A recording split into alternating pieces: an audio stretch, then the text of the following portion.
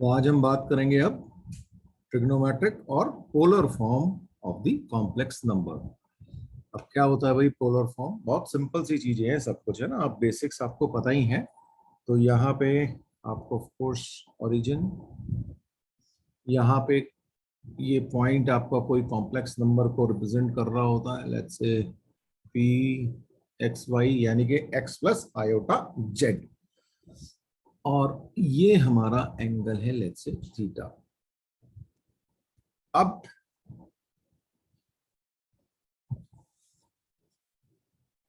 हमारा जो complex number है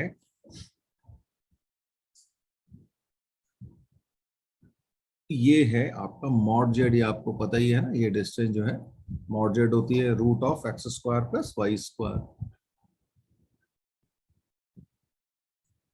और this is your Y and this is your X. अब आप थोड़ा सा ध्यान दें, ट्रिग्नोमेट्री पे आए तो अगर मैं कॉस थीटा लिखूं इस ट्रायंगल में, इसको एम कर देते हैं।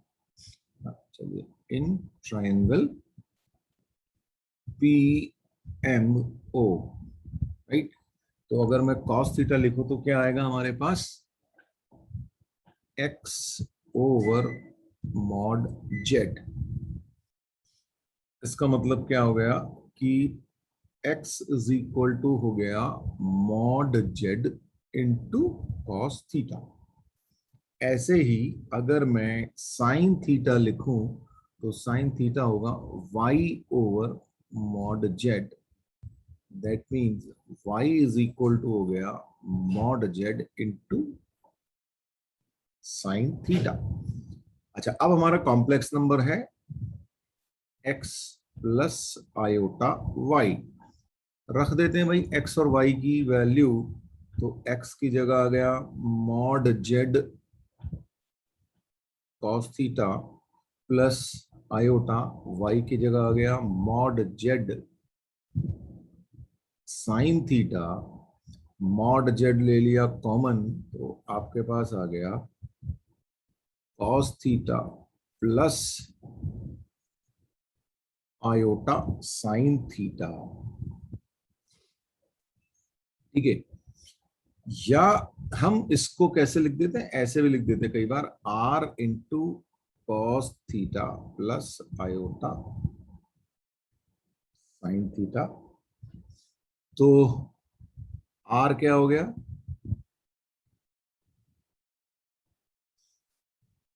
मॉड जेड हो गया, है ना।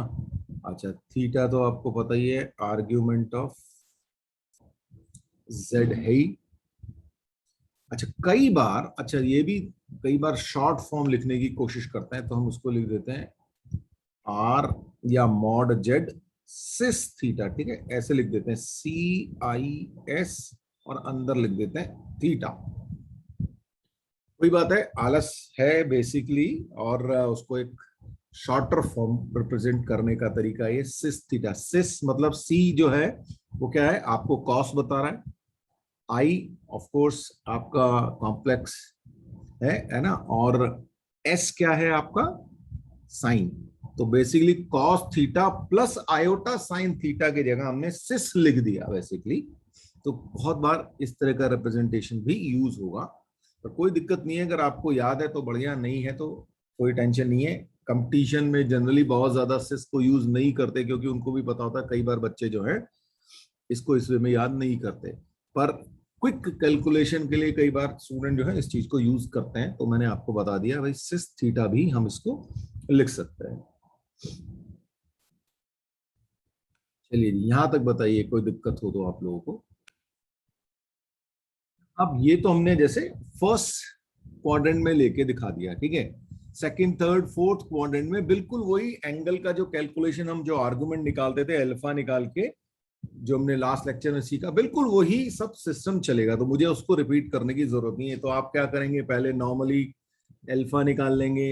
10 alpha is equal to mod of imaginary part over real part, वहां से आप निकाल लेंगे। उसके बाद डिपेंडिंग ऑन दी कौन से क्वाड्रेंट में, उस हिसाब से आपका जो आर्गुमेंट निकल आएगा, ठीक है। तो बिल्कुल वैसे ही चलेगा, तो उसमें कोई ज्यादा दिक्कत नहीं है। कुछ क्वेश्चंस करेंगे तो बाकी की चीजें आपको और क्लियर हो ही जाएंगी अभी। एक सिंपल सा क्वेश्चन लिया, right -3√2 + 3√2i in polar form. ठीक, तो ये कॉम्प्लेक्स नंबर दे रखा है आपको, इसको बोल रहा है कि आपको पोलर फॉर्म में चेंज करो। तो सबसे पहले तो आर निकालने है ना, तो आर हमारा क्या होता है, मॉड जेड। तो मॉड जेड, तो मॉड जेड क्या होता है, तो अब आप निकाल सकते हैं बड़े आराम से, 3 - 3√2 whole square plus 3√2 whole square 36, यानी कि बाहर आ जाएगा 6। तो मॉड जेड आपको मिल गया 6। और अब हमें निकालना है 10 अल्फा, राइट। मैंने कहा था बिल्कुल वैसे ही चलेगा जैसे पिछले लेक्चर में सीखा था हमने। तो ये हो जाएगा imaginary part of Z over real part of Z. तो ये हो जाएगा हमारे पास 3√2 ओवर -3√2, यानी कि मॉड के कारण ये आ जाएगा 1, राइट। तो 10 अल्फा इज इक्वल टू 1, इसका मतलब अल्फा इज इक्वल टू π/4। अच्छा, अब आप ये देखेंगे कि भाई हमारा जो कॉम्प्लेक्स नंबर है वो कहाँ पे है। तो ये नेगेटिव पार्ट है, तो यहाँ पे आ गए आप, और ये पॉजिटिव है, तो यानी कि आपका सेकंड क्वाड्रेंट में आप बैठे हुए हैं। और सेकंड क्वाड्रेंट में जब हम आर्गुमेंट निकालते थे तो थीटा होता था पाई माइनस अल्फा। ठीक, तो पाई माइनस π/4, यानी कि 3π/4। तो आर्ग्यूमेंट आपका हो गया 3π/4। अब आप इसको कैसे लिखोगे फिर अपने कॉम्प्लेक्स नंबर को, हमारा जो कॉम्प्लेक्स नंबर लिख दिया जाएगा वो आ जाएगा z इज इक्वल टू, लिखते कैसे हैं, r into cos theta plus iota sine theta. और r हम निकाल चुके हैं, वो है 6, और कॉस 3π/4 प्लस आयोटा साइन 3π/4। तो ये तरीका हो गया हमारा इसको लिखने का। तो ये जरा आप लोग फटाफट करके देखिए, right 1 minus iota in polar form. Ideal situation ये होनी चाहिए कि अगर मैं आपको ऐसा क्वेश्चन दूं तो आप बिना पेन उठाए अगर आप उसकी कैलकुलेशन मन में सोच सकते हो, तो फिर इसका मतलब आपको समझ में आ गया। ठीक है, तो आप जब प्रैक्टिस करेंगे तो इस तरीके से हो जानी चाहिए कि ये देखते ही आपको समझ में आ जाए, ओके ये तो आपका मॉड जेड आ गया, ये एंगल आ जाएगा, और उसके बाद उसका आर्गुमेंट आ जाएगा। तो इस वे में आपके दिमाग में तुरंत कैलकुलेशन हो जानी चाहिए, आपको पेन उठाने की जरूरत नहीं पड़नी चाहिए। इस तरह की आप लोग प्रैक्टिस करें। क्या करना है, पोलर फॉर्म में लिखना है सबसे पहले तो r is equal to mod z. Mod z का मतलब 1 square plus -1 square which will give you √2। तो ये r आ गया। ओके जी, अल्फा यानी कि 10 अल्फा निकालना है हमको। तो mod of imaginary part over mod of real part, तो ये आ गया आपके पास, यानी कि ये 1 आ गया। फिर से ये इसका मतलब जो हो गया अल्फा इज इक्वल टू π/4 हो गया। फिर से हम देखें ये कौन से क्वाड्रेंट में आएगा, तो आपके पास x जो है पॉजिटिव है ना, और y जो है नेगेटिव है। जस्ट मिनट, आपके पास x पॉजिटिव है y नेगेटिव है, तो आप फोर्थ क्वाड्रेंट में आ गए। इसका मतलब थीटा इज इक्वल टू -π/4 होगा। और अगर थीटा इज इक्वल टू -π/4 होगा तो आपका पास पोलर फॉर्म में आप कैसे लिखेंगे, r हो गया √2 cos of -π/4 plus iota sine of minus pi by 4 is equal to √2 cos of minus theta, तो कॉस थीटा होता है, और ये हो गया minus iota sine pi by 4।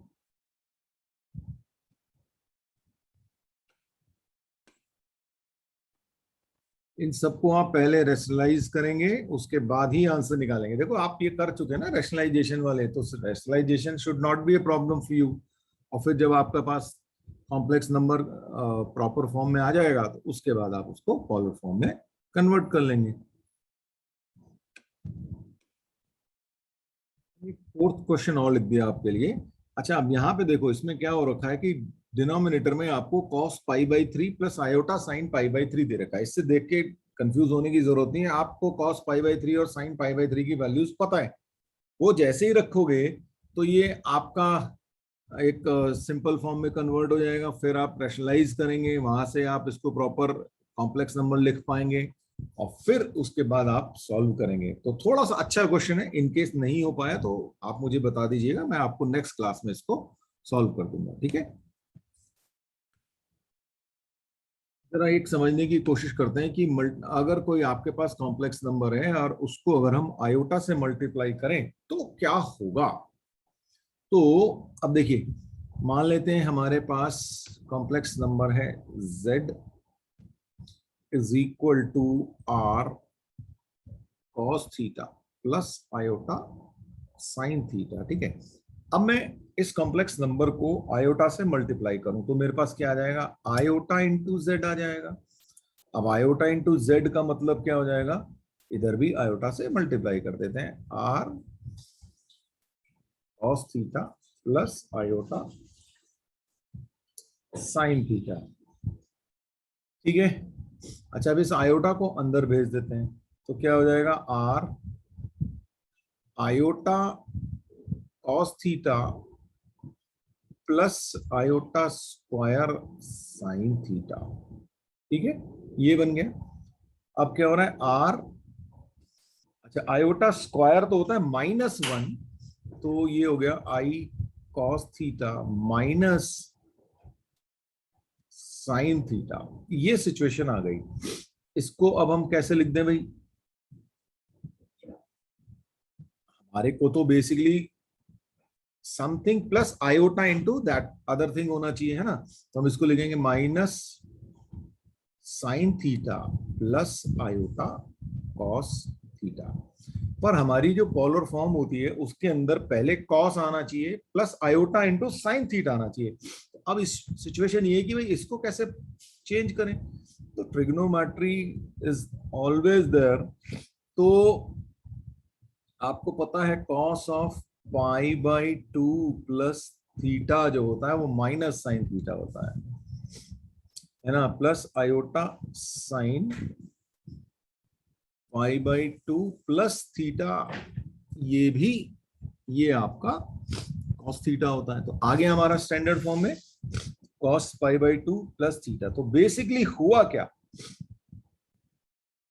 आपका जो आर्गुमेंट था जो थीटा था उसमें एक एक्स्ट्रा एंगल आ गया पाई बाई 2, ठीक है ना। ये देखो, ये पाई बाई 2 आ गया। आप शुरू हुए थे थीटा से और आपके पास पाई बाई 2 प्लस थीटा आ गया। इसका मतलब क्या हुआ, जब आपने कॉम्प्लेक्स नंबर को आयोटा से मल्टीप्लाई किया तो आपका जो आर्गुमेंट है वो पाई बाई 2 से घूम गया, ठीक है ना। तो आप एक स्टेटमेंट लिख लें, multiplication of a complex number by iota results in rotating the vector joining the origin to point representing z through a right angle। यही बात हो गई कि आपका जो कॉम्प्लेक्स नंबर है जो उसका आर्गुमेंट है वो उसमें एक पाई बाई 2 ऐड हो जाएगा, ऐसा हमेशा होगा। तो ये इफेक्ट है आपका अगर किसी कॉम्प्लेक्स नंबर को हम आयोटा से मल्टीप्लाई करें तो। क्यूब रूट ऑफ यूनिटी, ठीक है। अब क्यूब रूट ऑफ यूनिटी का मतलब क्या हो गया, यूनिटी क्या होता है 1, यानी कि 1 का क्यूब रूट अगर हम करें तो क्या होगा।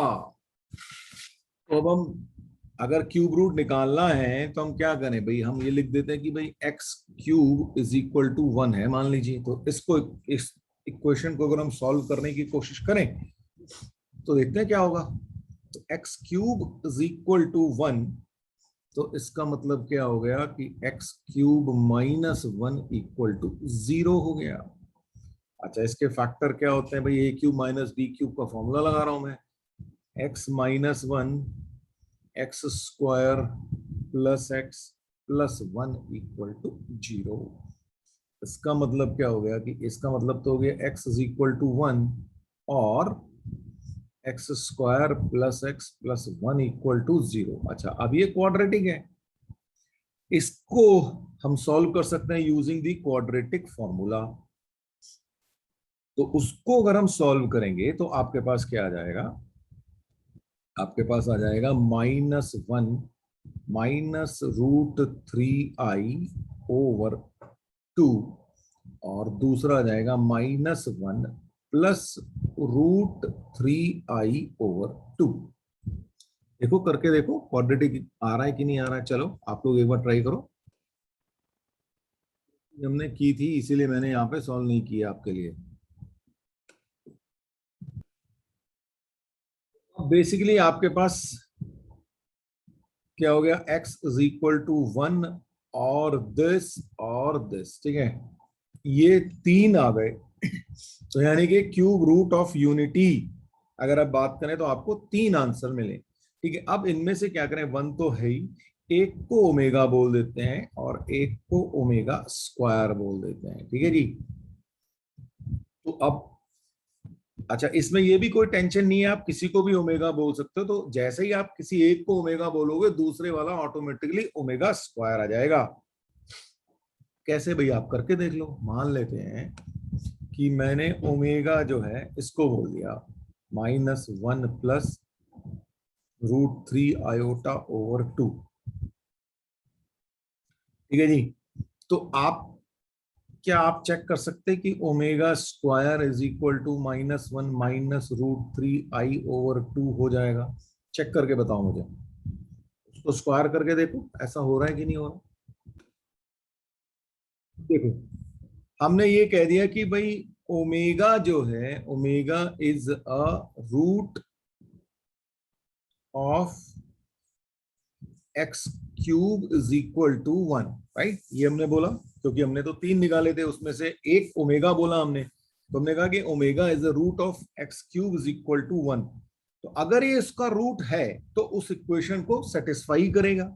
इसका मतलब क्या हो जाएगा कि इसका मतलब हो जाएगा कि omega cube is equal to 1। ये बहुत इंपॉर्टेंट रिलेशनशिप है भाई, ठीक है। Omega cube is equal to 1, इस पे कई बार क्वेश्चंस का पार्ट बन के आ जाता है ये, ठीक है। तो आपको ये पता होना चाहिए।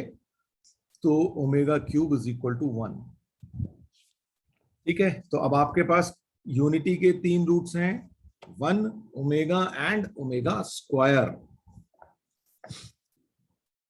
अच्छा, और देखें भाई, अगर हमने जब इसको सॉल्व किया था, जब x cube is equal to 1 को सॉल्व किया था, तो हमारे पास क्या आ गया था, एक्स माइनस 1 और x square plus x plus 1, ठीक है जी। अब अब ओमेगा तो इसको भी सेटिस्फाई कर रहा होगा भाई, इसका भी तो पार्ट है। तो इसका मतलब क्या होगा कि x square plus x plus 1 इसको भी सेटिस्फाई कर रहा होगा ये, ठीक है। तो इसका मतलब अगर मैं एक्स की जगह ओमेगा रख दूं तो आपके पास क्या आएगा, omega square plus omega plus 1 will be 0। या फिर आप ये कर सकते हो कि 1 plus omega square will be 0, ठीक है जी। ये भी एक बहुत इंपॉर्टेंट सा रिजल्ट है।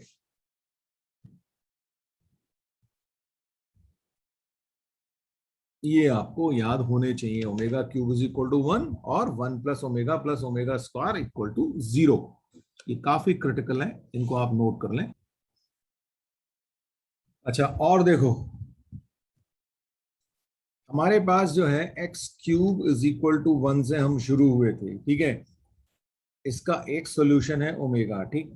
तो इसका मतलब होगा कि omega cube is equal to 1, ये हमने अभी देख ही लिया था, है ना। तो और अगर हम मॉड ऑफ ओमेगा निकालेंगे तो वो भी 1 ही होगा, या फिर हम मॉड ऑफ ओमेगा स्क्वायर निकाल देंगे तो वो भी 1 ही होगा। ये भी आपको याद होना चाहिए। तो ओमेगा का मॉड, क्योंकि आप करके देख सकते हो ना, ओमेगा हमने क्या लिया और ओमेगा स्क्वायर हमने क्या लिया, अगर उसका मॉड निकालोगे, यानी कि mod of real part square plus imaginary part square निकालोगे तो ये 1 ही आने वाला है। आप कैलकुलेशन करके दिख रही होंगी आपको कैलकुलेशन, ठीक है। तो ये भी बहुत इंपॉर्टेंट सी चीज है। तो mod of omega is same as mod of omega square is, and both are equal to 1। ठीक है जी, ये हुआ। और थोड़ा सा और समझ लें, चलो। अगर मान लेते हैं ये हमने क्या लिया, हमारे पास क्या था, -1 प्लस √3i/2, ठीक है। इसको अगर आप आर्गुमेंट निकालने की कोशिश करोगे तो अच्छा, मॉड जेड तो आपके पास 1 आएगा, है ना। मॉड जेड तो इसका मैंने आपको बता ही दिया कि 1 आएगा, वो आपको दिख भी रहा होगा भाई, 1/2 का होल स्क्वायर प्लस √3/2 का होल स्क्वायर, तो आपको 1 ही मिलने वाला है, ठीक है। तो मॉड जेड तो 1 आ जाएगा। तो ये बेसिकली, और जब आप इसका आर्ग्यूमेंट निकालोगे ना तो वो क्या आ जाएगा, 120 डिग्री आ जाएगा, ठीक है। तो cos of 120 degree plus iota sign 120 degree आपको मिलने वाला है। यानी कि इसका आर्गुमेंट कितना आ जाएगा, 120 डिग्री आ जाएगा। और जो -1 माइनस √3i/2, ये कौन से क्वाड्रेंट में जा रहा होगा, ये थर्ड क्वाड्रेंट में जा रहा होगा, ठीक है ना। तो इसका जो आपको मिलेगा वो मिल जाएगा 240 degree plus iota sign 240 degree, ठीक है। तो और अच्छा, 1 का आर्गुमेंट क्या होगा, वो तो 0 होगा। तो एक्चुअली में आपको क्या मिल रहा है, आपको तो जो सिचुएशन मिल रही है वो क्या मिल रही है, एक बना के दिखा देते हैं आपको, है ना। तो 3 आपको क्यूब रूट ऑफ यूनिटी मिले, वहां से उनके बीच के एंगल्स क्या आ रहे हैं, देखो, एक 0 आ रहा है, एक 120 आ रहा है और एक 240 आ रहा है। और एक्चुअली में अगर उनको हम दिखाएं तो क्या हो गया, इसके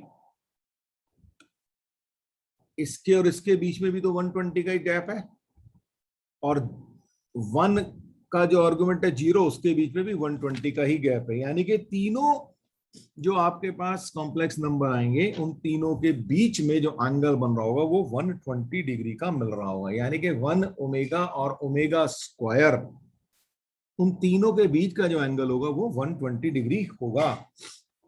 बना देता हूं आपके लिए एक,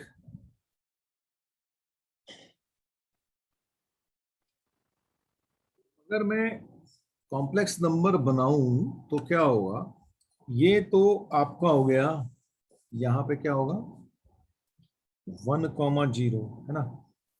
और ये आपका कॉम्प्लेक्स नंबर होगा ओमेगा, और ये होगा ओमेगा स्क्वायर।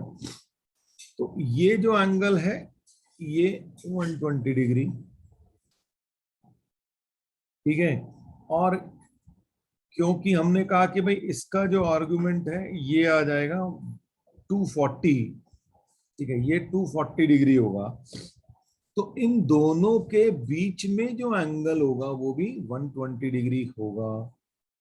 और फिर यहां से क्या बचा, यहां से फिर 120 डिग्री बन गया, ठीक है। तो इन तीनों क्यूब रूट्स ऑफ यूनिटी के बीच में आपस में जो एंगल बन रहे होंगे 1 ओमेगा और ओमेगा स्क्वायर में 120 डिग्री के एंगल बन रहे होंगे। और अगर हम इनको ज्वाइन कर दें तो एक इक्विलेटरल ट्राइंगल आपको मिल जाएगा। ठीक है, अगर मैं इनको ज्वाइन कर दूं तो आपको एक, चलो मैं इसको डिफरेंट कलर से ज्वाइन करने की कोशिश करता हूँ। ठीक है,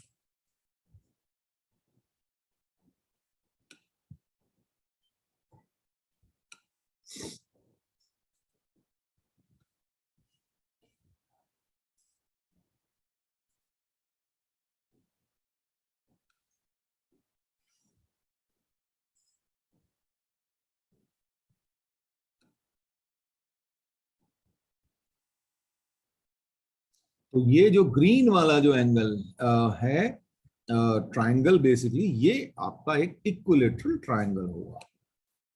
तो ये चीज थोड़ा सा आप नोट कर लें अपने पास। अब मान लीजिए आपसे क्वेश्चन पूछा गया कि भाई if 1 omega and omega square are the cube roots of the unity, show that 1 plus omega whole cube minus 1 plus omega square whole square. Okay, ये भी क्यूब ही होगा भाई, गड़बड़ हो जाएगी, रुको एक मिनट।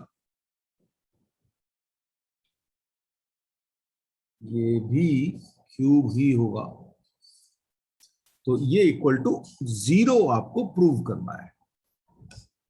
तो क्या करेंगे हम? तो अच्छा, अब हमारे पास एक रिलेशनशिप हमने अभी देखी थी, 1 plus omega square equal to 0 होता है। ठीक है, तो इसका मतलब क्या हो गया? इसका मतलब ये हो गया कि 1 प्लस ओमेगा को मैं लिख सकता हूं minus of omega square. Also ये जो 1 प्लस ओमेगा स्क्वायर है उसको मैं लिख सकता हूं माइनस ओमेगा, तो रख दो इसकी वैल्यू। तो 1 प्लस ओमेगा हो गया माइनस ओमेगा स्क्वायर, उसका हुआ क्यूब, और माइनस 1 प्लस ओमेगा स्क्वायर हो गया माइनस ओमेगा, उसका भी हुआ क्यूब, इक्वल टू 0। तो इसका मतलब हो गया minus omega to the power 6, और ये हो गया प्लस ओमेगा क्यूब। ओके, अभी इक्वल टू 0 नहीं लिखना चाहिए ना, हमें नहीं पता कि ये 0 है कि नहीं है ना, इसकी तो वैल्यू निकाल ली हमें। तो अब ओमेगा क्यूब, इसको मैं क्या लिख सकता हूं? चलो, इसको मैं लिख सकता हूं माइनस ऑफ ओमेगा क्यूब का स्क्वायर और plus omega cube. Omega cube क्या होता है? 1 होता है ना, मैंने आपको बता दिया था। तो ओमेगा क्यूब 1 होता है, तो ये क्या हो जाएगा? माइनस ऑफ 1 और plus 1, which will give you 0, और यही आपको प्रूव करना था।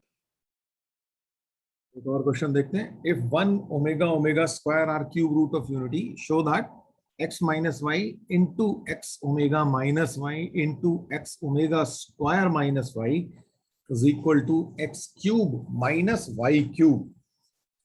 तो इसको अगर हमें सॉल्व करना है तो क्या करें? एक काम करते हैं, यहाँ पे तो x माइनस वाई है, ये तो टेंशन देगा नहीं, इसको सॉल्व कर लेते हैं। तो क्या ये x cube minus y cube का बाकी का फैक्टर बन के आएगा? ये एक्स माइनस वाई तो आपको दिख ही रहा है ना, अगर आप इसको इसको फैक्टराइजेशन करोगे तो x minus y into a cube minus b cube का फॉर्मूला लगेगा, है ना। तो x square plus Y square plus x y, basically ये आ जाना चाहिए इधर से इन दोनों को मल्टीप्लाई करने के बाद। तो करें भाई इसको। तो इसका मल्टीप्लिकेशन इसके साथ होगा, तो x square omega cube minus x y omega. अब वाई की मल्टीप्लाई करें तो minus x y omega square, और ये हो गया प्लस वाई स्क्वायर। ओके जी, यहां तक पहुंच गए अपन। ओके, यहाँ पे ये एक्स गलत लिख दिया मैंने, ये एक्स स्क्वायर ओमेगा क्यूब होना चाहिए था भाई, ये ओमेगा क्यूब। तो x minus y x square, omega cube 1 होता है ना, तो ये तो हो गया एक्स स्क्वायर, ये आ गया प्लस वाई स्क्वायर, अब बचा इन दोनों का, इन दोनों में से अगर मैं एक्स वाई कॉमन ले लूं तो माइनस एक्स वाई कॉमन ले लूंगा तो ओमेगा प्लस ओमेगा स्क्वायर आ गया। ये सिचुएशन आ गई। अब हमें पता है कि भाई 1 प्लस ओमेगा स्क्वायर होता है 0। इसका मतलब ओमेगा प्लस ओमेगा स्क्वायर हो गया माइनस का 1। तो रख दो भाई उसको। तो क्या बनेगा x minus y x square plus Y square, और जब इसकी जगह -1 रखूंगा तो ये हो जाएगा प्लस एक्स वाई। और देखो वही बन के आ गया x cube minus y cube. आ गया आंसर आपका सिंपल सा। क्वेश्चन है, आप लोग करिए इसको। If 1 omega square are cube roots of unity show that p plus q omega plus r omega square over this equal to omega square. करो जरा। देखो कुछ है नहीं इसमें, आप इसको क्रॉस मल्टीप्लाई कर दो तो ऑटोमेटिकली लेफ्ट हैंड साइड आपके पास आ जाएगी। देख लो करके फटाफट, कुछ है नहीं उसके अंदर। तो आप जैसे ही इसको मल्टीप्लाई कर रहे हो तो क्या आ रहा है, p plus q omega plus r omega square, और उधर क्या हो जाएगा, मल्टीप्लाई करोगे तो r omega square plus p omega cube plus q omega to the power 4। खत्म बात। आर ओमेगा स्क्वायर आ ही गया आपके पास। ओमेगा क्यूब होता है 1, तो पी आ गया। और इसको हम लिखते हैं ओमेगा क्यूब इंटू ओमेगा, तो ये आ गया q omega. Hence prove. So simple.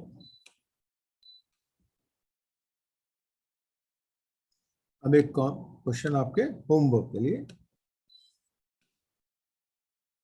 ये है, if x is equal to a plus b, y is equal to a alpha plus b beta, or z is equal to a beta plus b alpha, where alpha beta are complex cube root of unity, then show that x y z is equal to a cube plus b cube।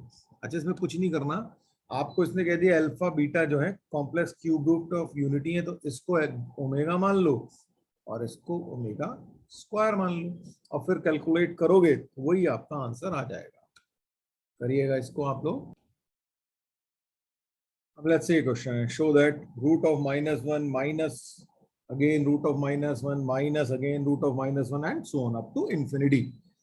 तो आपको ये show करना है कि but this thing is equal to omega और omega square.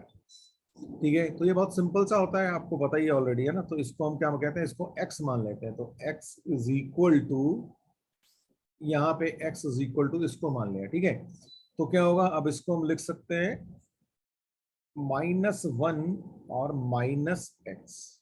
ठीक है, क्योंकि ये बाकी की सारी चीज जो है ये पूरा का पूरा भी तो x ही है ना, तो इसलिए हमने इसको x लिख दिया यहाँ पे।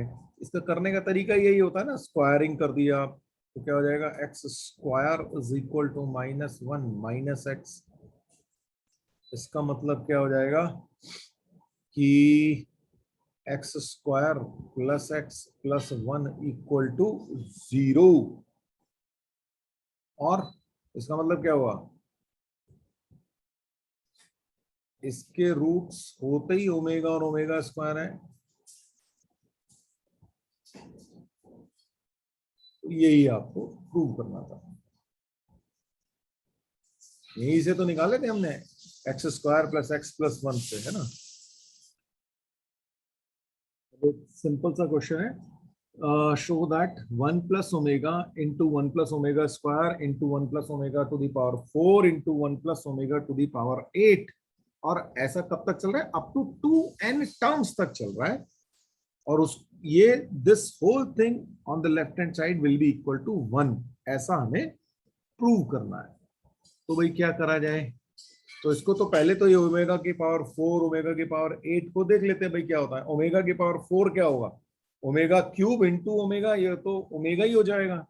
और ओमेगा की पावर यहाँ पे लिख देता हूँ, ओमेगा की पावर 4 को हम लिख सकते हैं ओमेगा क्यूब इंटू ओमेगा, यानी कि ये ओमेगा हो गया। तो ओमेगा की पावर 8 क्या हो जाएगा, ओमेगा स्क्वायर।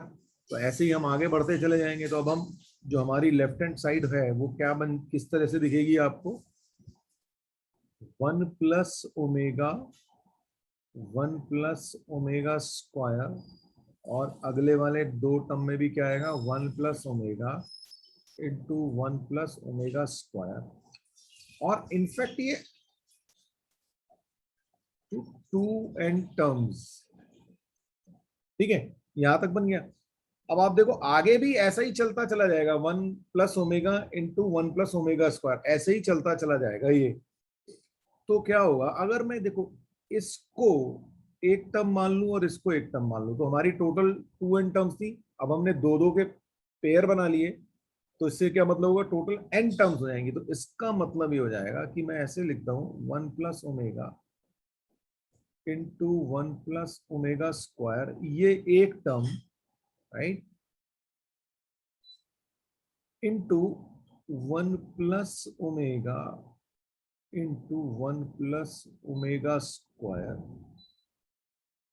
तो ये कितने होगी, 2n टर्म्स तक। क्यों, क्योंकि हमने 2n टर्म्स थी, उसमें से हम दो दो को इकट्ठा कर लिया तो हमारे पास n टर्म्स हो जाएंगी। अब इसको सॉल्व कर लेते हैं भाई, ये क्या चीज है।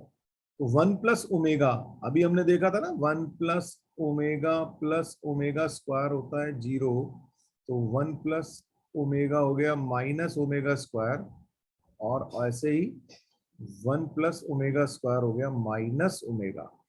तो वो रहे, वैल्यू रख देते हैं। तो यहाँ पे आ जाएगा 1 + ω की जगह -ω², और यहाँ पे आ जाएगा -ω। सेम चीज इधर हो रही होगी, -ω² into -ω, and up to n terms, ठीक। अच्छा, ये हो गया आपका ω³ into ω³ and so on to n terms. तो इसका मतलब क्या हो गया, 1 into 1 into 1 to n terms. अब 1 को तो जितनी मर्जी मल्टीप्लाई कर लो, तो आपके पास आ गया 1। प्रूफ, इस तरीके से ही आपका आंसर आ जाएगा। तो फिलहाल के लिए कॉम्प्लेक्स नंबर इतना ही। जब आप बाकी की चीजें पढ़ लेंगे, खासकर कोऑर्डिनेट, तब हम इसका में बाकी की चीजें ऐड करेंगे जो मेजरली कंपटीशन में पूछी जाती हैं। तो तब तक के लिए बाय बाय, नेक्स्ट चैप्टर शुरू करेंगे इसके बाद।